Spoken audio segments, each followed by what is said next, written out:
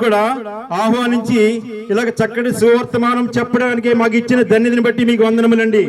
కొద్ది 2 నిమిషములు మనకి ఎన్నో పనులుంటాయి, మనం బతుకున్నంత సేపు కూడా పనులుంటాయి. అయితే ఒక్క 2 నిమిషములు మేము చెప్పేది ఆలకించండి. మేము చెప్పేది ఏమిటి? పరలోకపు సువార్త. పరలోక సువార్త అంటే ఇక్కడ మన భూమి మీద ఎన్నో ఆఫర్లు ఉంటాయి, ఇది కూడా ఒక ఆఫరే. దేవుడు అంటున్నాడు, ప్రయాసపడి భారమోసిన సమస్తమైన జనులారా నా దగ్గర రండి, నేను మీకు విశ్రాంతిని కలిగజేస్తానంటాడండి. ఏమంటాడండి యేసుప్రభు వారు? ఇది మనుషుడు అన్న మాట కదండి, దేవుడు అన్న మాట. ఎప్పుడైనా ఎవరైనా మాట అన్నారండి? దేవుడు అన్నాడు. దేవుడు మాట ఇచ్చాడంటే నిర్వర్తించుకుంటాడు. ఏమంటున్నాడు? ప్రయాసపడి పాప భారమోసిన సమస్తమైన జనులారా. కొందరు అనుకుంటారు నేను పాపం చేయలేదు కదా అని. మరి దేవుడు ఆది ఆదామును సృష్టించినప్పుడే ప్రతి ఒక్క మానవుల మీదకి పాపం వచ్చిందండి. దావీదు మహారాజు అంటున్నాడు, తల్లి గర్భం నుంచి జన్మించగానే నాకు పాపం వచ్చేసింది, నేను తల్లి గర్భంలో ఉండగానే పాపం వచ్చేసింది అంటున్నాడు. అవునండి, ప్రతి ఒక్క మనుషుడు కూడా పాపములను జన్మించాడు. ఆ పాపము నుంచి మనం కాపాడుకోవాలంటే ఎవరైనా భూమి మీద ఎంతకాలం జీవిస్తారండి? ఎవరైనా 70 సంవత్సరములు, బైబిల్ చెప్తుంది 70 సంవత్సరం అధిక బలం అన్నా కానీ 80 సంవత్సరములు. అయితే ఇంకా ముందర చనిపోవాలంటున్నారు, ఇంకా తర్వాత చనిపోవాలంటున్నారు. అది బైబిల్ మాట తప్పు నేను అనట్లేదు. పూర్వం అయితే 936 969 సంవత్సరాలు జీవించిన ఉన్నారు. ఉండే కొలిది కూడా మనం పాపం చేసిన కొలిది కూడా మరణం దగ్గరలోకి వచ్చేసింది. మోషే కాలంలో 120 సంవత్సరంలో బతికాడు. మన కాలంలో 70 80 అన్నారు, 60 అంటున్నారు. అప్పుడు అయితే కరోనా వ్యాక్సిన్ వేయించుకోపోతే చనిపోతా ఉన్నారు, ఇప్పుడు వేయించుకున్న వాళ్ళు చనిపోతూనే అంటున్నారు. అయితే మరణం ఏదో విధంగా సంభవిస్తానే ఉంది. అవునంటారా కాదంటారా? పుట్టినప్పటి కానించి ఎవరో ఒకరు మరి మరణం చూస్తూనే వస్తున్నాం.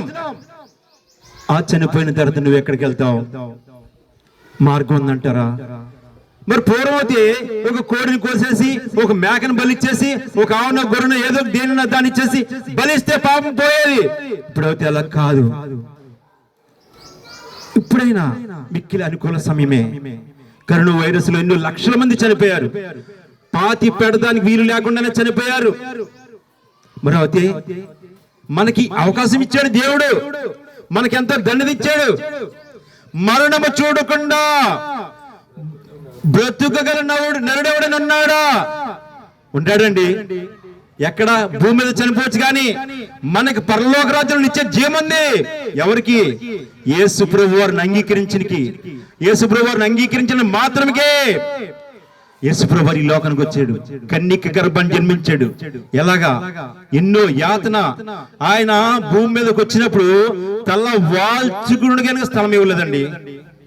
మనుషుడు కాదు, దేవుడే పరలోక రాజ్యం నుంచి చూసి నరుడు హృదయం బాల్యం నుంచి చెడ్డది అంటున్నాడు. మనుషుడు మంచివాడు కాదండి. ఎవడైనా ఒకడు బాగుంటే చూసి ఓర్చే మనస్తత్వం మనకుందా? మోహపు చూపులు మనలో లేవా? మన అడుగులు సరైనవా? అవునంటారా కాదంటారా? ప్రయాసపడి పాప భారమోసిన సమస్తమైన జనులారా. ప్రయాస లేదంటారా? భారం లేదంటారా? ప్రతి ఒక్క కుటుంబంలో యాతన లేదంటారా? భార్యతో భర్తకు గొడవ లేదా? భర్తకు భార్యతో గొడవ లేదా? మరి బిడ్డలతో తల్లిదండ్రులకు గొడవ లేదా? తల్లిదండ్రులతో బిడ్డలకు గొడవ లేదా? పక్కన స్కూల్ ఉంది, స్టూడెంట్ తో టీచర్స్ కి ఎంత యాతనగా ఉంది. ఇద్దరు పోతే కొడదే పడేవారు, ఇప్పుడు పడుతున్నారా? ప్రతి ఒక్కరు కూడా యాతనే. మానవ జీవితమే యాతనలో ఉంది, మానవ జీవితంలో పాపంలో ఉంది. కడుక్కుంటావా? ఇప్పుడే మిక్కిలి అనుకూల సమయం. రక్షణకి ఉచితం, నీకు ఫ్రీ. నువ్వు వెలపెట్టి కొనుక్కోవాలి లేదు. యేసు ప్రభు వారు నా నిమిత్తమే, నువ్వు చేతుల్లో చేసిన పాపము నిమిత్తమే ఆయన చేతులు మేకులండి. మనం తప్పుడు త్రోవ తిరిగిన దాన్ని బట్టి కాళ్ళకు శీలలండి. మన ఊహలు తప్పుడు ఊహలే. ఒక్కటైనా మనకు మంచిది రాదు. ఆ తప్పుడు తలంపులను బట్టి తలకు మండలి కిరీటం పక్కన బల్లింతో పడబడ్డాడు.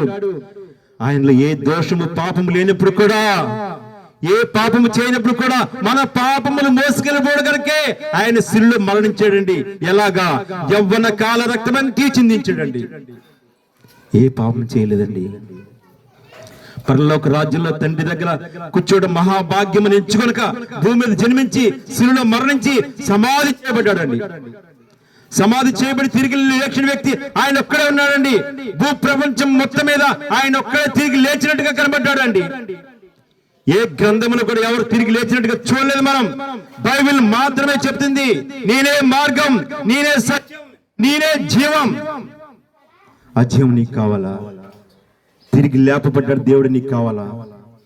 కానీ మోస్తాం. ఎప్పుడైనా నిత్య నరక అగ్నికి వెళ్ళిపోతే ఏమి లేదండి, అక్కడ అగ్ని ఆరదు,